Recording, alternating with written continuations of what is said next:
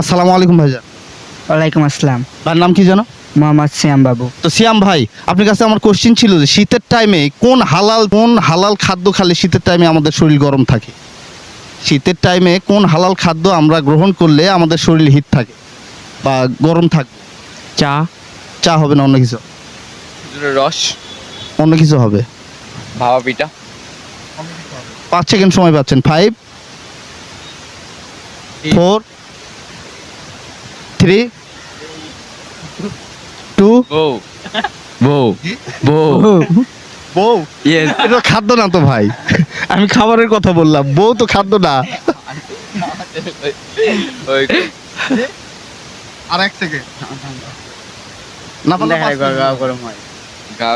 Cigarette. হালাল হালাল হালাল হালাল খাবার। না।